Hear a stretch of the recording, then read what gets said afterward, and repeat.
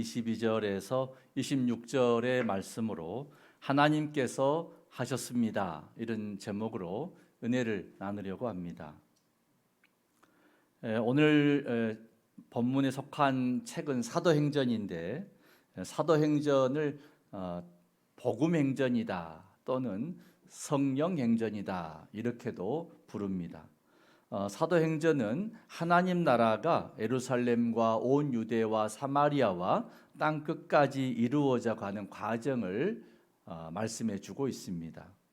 예수님께서 이 세상에 오셔서 우리를 구원하시기 위해서 어떤 사역을 하셨습니까? 예수님의 3대 사역이라고 부르죠. 사도행전 1장 3절의 말씀 우리 영상 보시고 봉독합니다. 그가 고난받으신 후에 또한 그들에게 확실한 많은 증거로 친히 살아계심을 나타내사 40일 동안 그들에게 보이시며 하나님 나라의 일을 말씀하시니라. 아멘. 예수님의 관심은 하나님 나라 일이고 하나님 나라 일에 대해서 계속 말씀을 하시는 거죠. 그래서 예수님께서 하나님 나라 일에 대해서 세 가지로 사역하셨는데 첫째가 천국 복음을 전하시고 선교하신 거죠. 천국 선교입니다.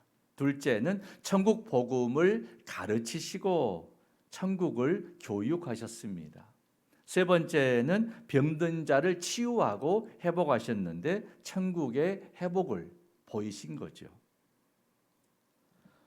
예수님께서 부활 후에 40일 후에 하늘 보좌에 올라가시면서 제자들에게 당부하신 마지막 말씀이 뭐냐면은 오순절 성령이 오실 터인데 너희가 성령 받으면 내 제자의 일을 감당할 수 있을 것이다. 예수님께서 하셨던 이 3대 사역을 제자들아 너희도 할 수 있는데 어떻게 하느냐 하면은 성령을 받아서 하게 될 것이다. 이렇게 말씀한 거죠.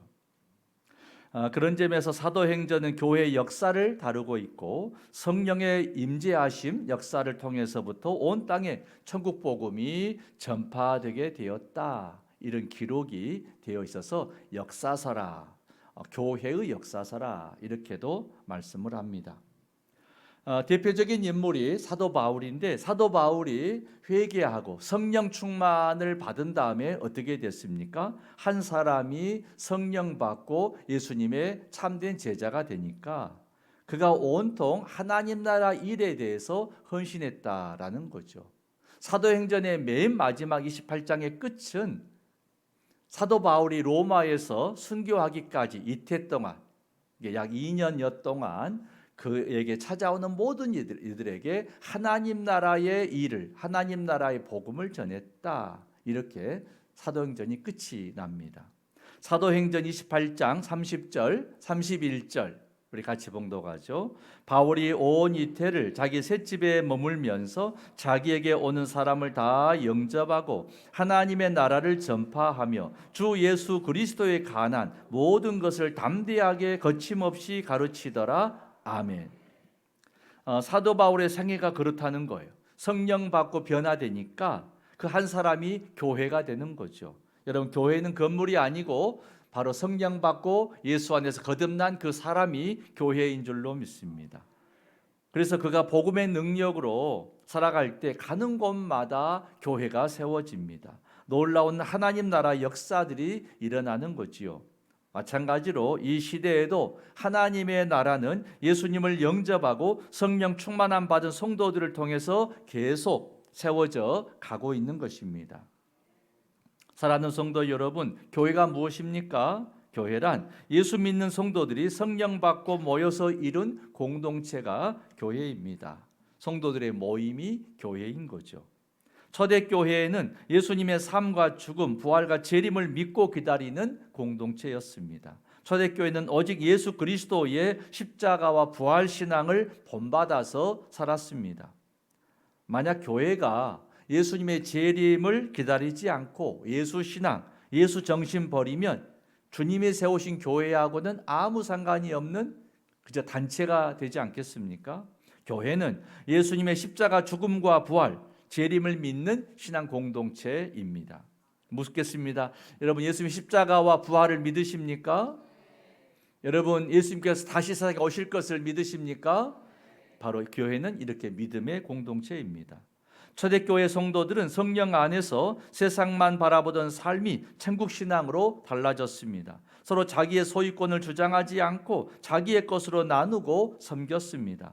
사도의 가르침을 따르는 초대교회는 날마다 믿는 자의 수가 늘어나 크게 부흥했습니다. 초대교회의 모습에는 하나님의 나라, 천국의 삶이 보였습니다.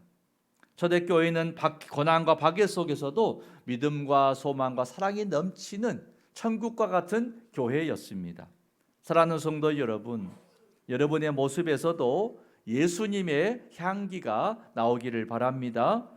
여러분의 가정이 천국과 같은 그런 가정을 이루시기를 바랍니다. 우리가 섬기는 교회가 천국이 있다면 아마 이런 모습일 거야.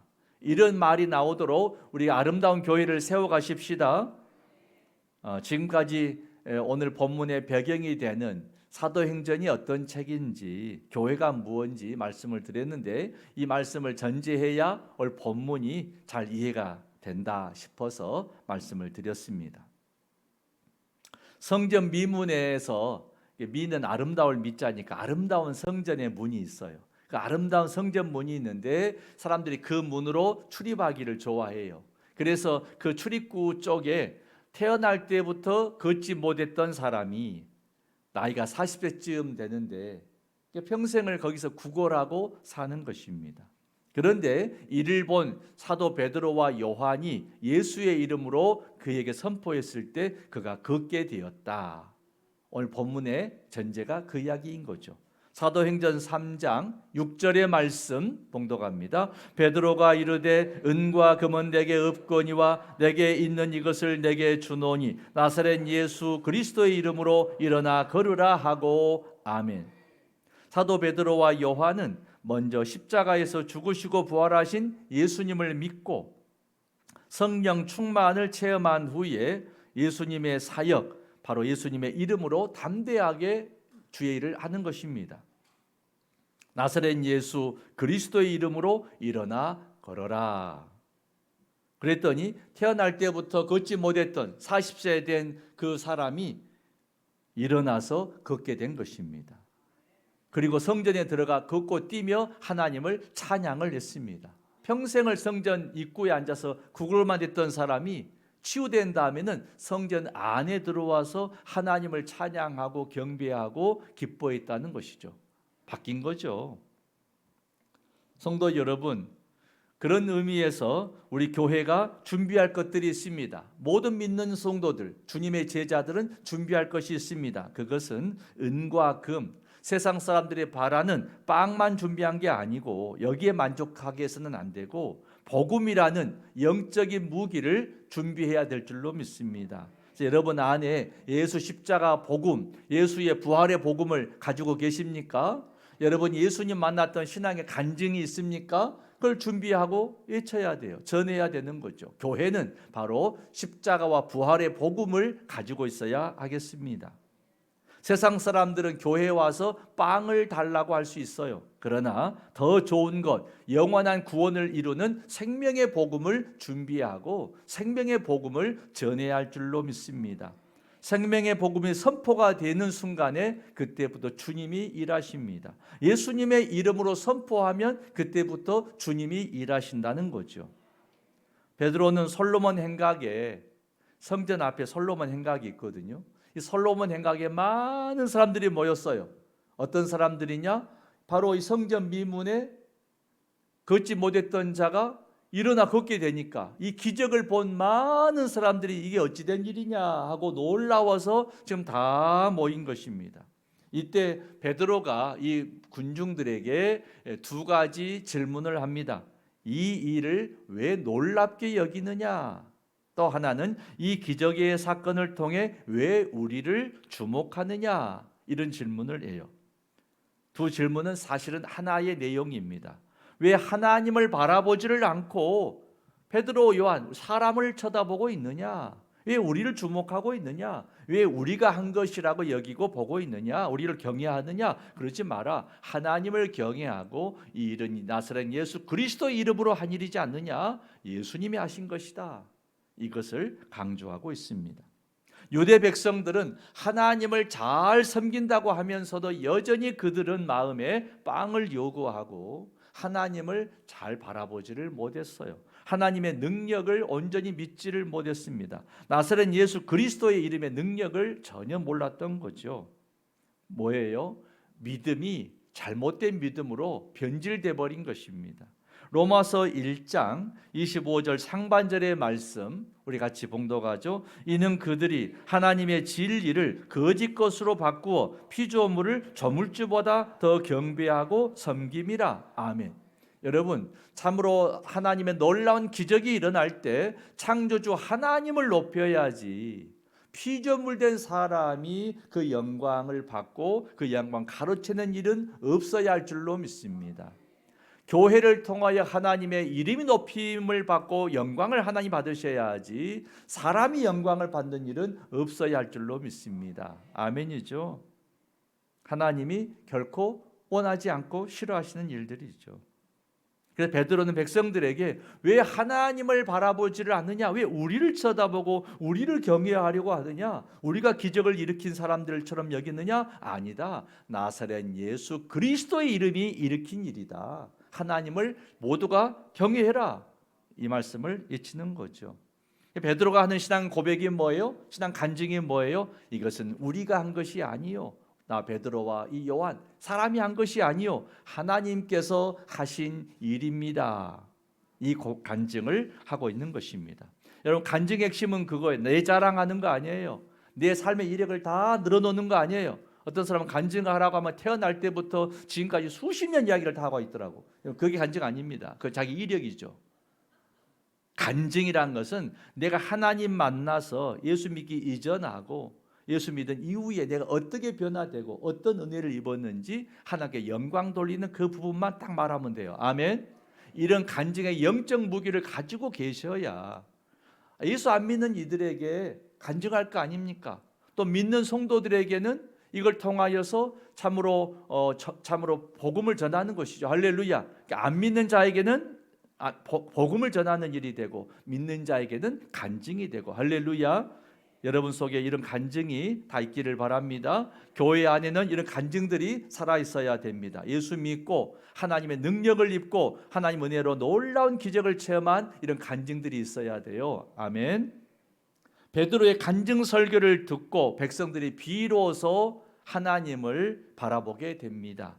본문의 13절에서 16절까지 말씀 함께 봉독합니다. 아브라함과 이삭과 야곱의 하나님 곧 우리 조상의 하나님이 된 그의 종 예수를 영화롭게 하셨느니라. 너희가 그를 넘겨주고 빌라도가 놓아주기로 결의한 것을 너희가 그 앞에서 거부하였으니 너희가 거룩하고 의로운 일을 거부하고 도리어 살인한 사람을 놓아주기를 구하여 생명의 주를 죽였도다. 그러나 하나님이 죽은 자 가운데서 그를 살리셨으니 우리가 이 일의 증인이라. 그 이름을 믿음으로 그 이름이 너희가 보고 아는 이 사람을 성하게 하였나니 예수로 말미암아 난 믿음이 너희 모든 사람 앞에서 이같이 완전히 낫게 하였느니라. 아멘.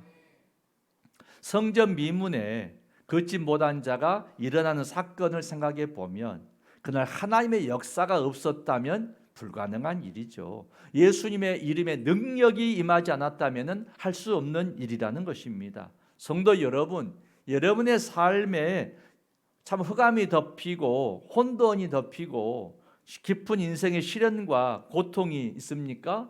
여러분 이 일로 마음 아파하지 마시기 바랍니다.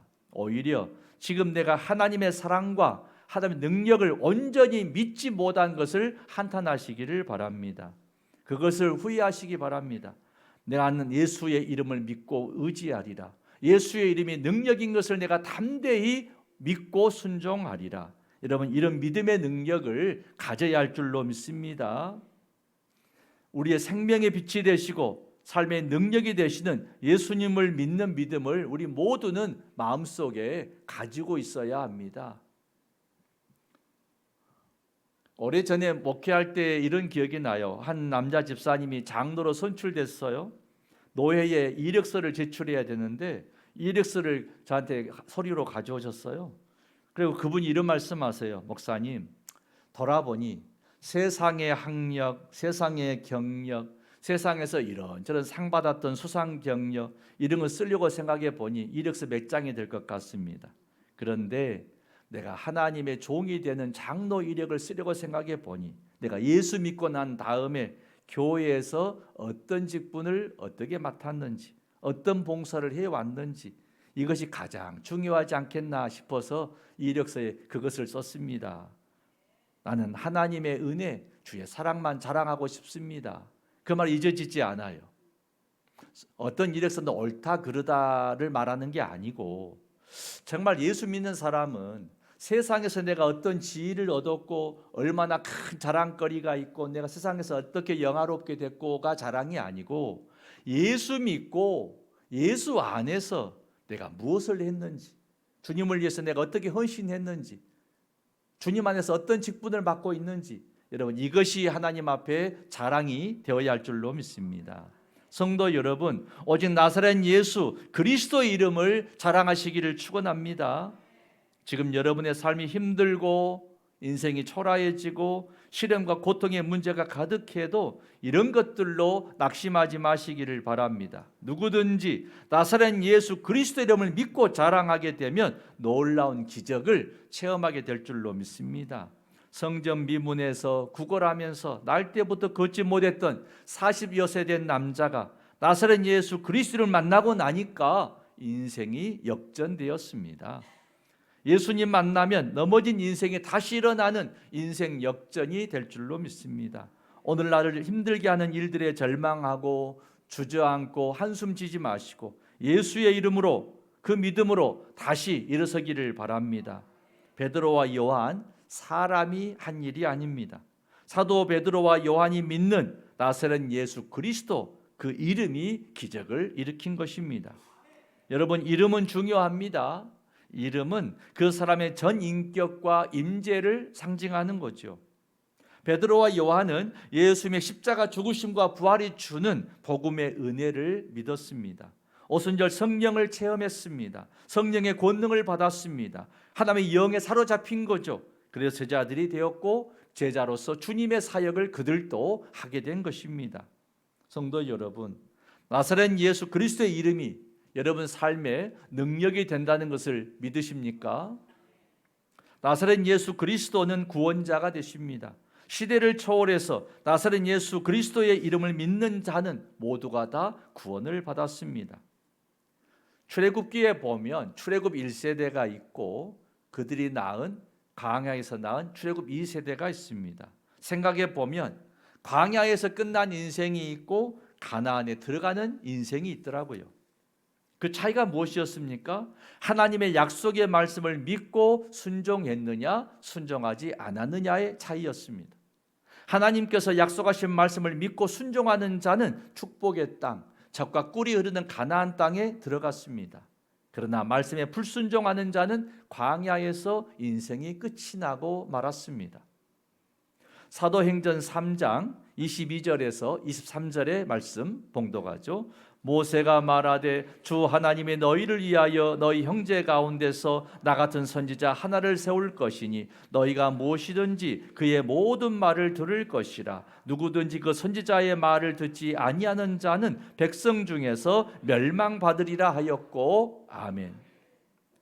출애굽에 보면 하나님께서 모세를 통해 주의 말씀을 선포하셨습니다. 이 말씀에 순종하는 자는 가나안에 들어갔고 이 말씀에 불순종하는 자는 광야에서 인생이 끝이 났습니다.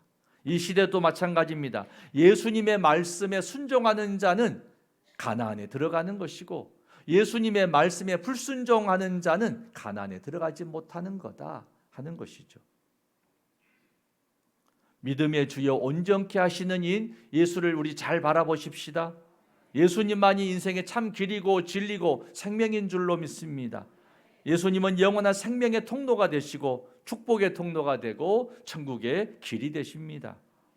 본문의 25절의 말씀 봉독합니다. 너희는 선지자들의 자손이요 또 하나님이 너희 조상과 더불어 세우신 언약의 자손이라. 아브라함에게 이르시기를 땅 위의 모든 족속이 너의 씨로 말미암아 복을 받으리라 하셨으니. 아멘. 이 시대에 예수 믿는 성도들은 이제 아브라함의 영적 후손이 되었습니다. 영적인 아브라함의 후손은 하나님의 약속을 따라서 영원한 생명의 복을 받습니다. 인생이 힘들고 인생이 황폐해졌다고 생각하신 분들이 계십니까? 내 삶을 에워싼 환경을 탓하지 마시고 나의 믿음 없음을 오히려 한탄하시고 나의 믿음 부족함을 마음 아파하시기를 바랍니다. 성전 미문에서 구걸하며 40년 세월을 살았던 답답하고 희망이 전혀 보이지 않던 그런 인생도 예수님 만나니까, 예수님의 이름을 의지하니까 인생이 역전되었다는 것을 우리는 기억하시기 바랍니다. 더위와 추위, 배고픔과 목마른, 뱀과 정갈이 가득한 광야 같은 인생이 젖과 꿀이 흐르는 가나안 인생으로 바꾸어져야 합니다. 이것은 사람의 힘과 능력으로 되는 것이 아니죠. 오직 나사렛 예수 그리스도의 이름에 능력이 있어야 되는 것입니다. 성도 여러분, 여러분 손으로 은과 금을 붙들지 마시기 바랍니다. 나사렛 예수 그리스도의 이름을 붙드시기 바랍니다. 그리고 그 이름을 믿고 의지하시기를 바랍니다. 성전 미문에 걷지 못하는 자가 일어난 것은 은과 금을 붙들어서 된 것이 아니고 예수의 이름을 붙들므로 일어난다는 사실을 기억하시기 바랍니다. 우리 삶에 때로는 사람이 한 것처럼 보여도 하나님께서 믿는 자를 통하여서 역사하시는 거죠. 베드로와 요한을 통해서 하나님이 하신 것입니다. 우리는 오직 하나님만을 높이고 경외하고 자랑해야 할 줄로 믿습니다. 예수님의 이름을 믿고 의지하며 오직 믿음으로 살리라 결단하는 여러분의 앞날에 주의 크신 은총이 항상 함께 하시기를 축원합니다. 은혜로우신 아버지 하나님, 우리 삶을 끊임없이 힘들게 하고 넘어지게 하고 괴롭히는 환경들이 있습니다. 환경으로 인하여 낙심하고 절망하고 한숨 짓지 않게 하여 주시고, 주님, 내 안에 믿음 없음을 돌아보게 하여 주시고, 믿음을 새롭게 하사 믿음의 주요 온전케 하신 이인 예수만 바라보게 하여 주시옵소서. 그래서 우리 심령 속에 우리가 그리스도의 제자답게 복음의 능력이 있게 하여 주시고 성령 충만한 은혜가 있게 하여 주셔서 우리가 움직이는 곳이 천국이 임하게 하여 주시고 천국의 복음이 선포되게 하여 주시고 성령의 열매로 말미암아 수많은 영혼들을 구원하는 역사들이 있게 하여 주옵소서. 예수님 이름으로 기도 올리옵나이다. 아멘.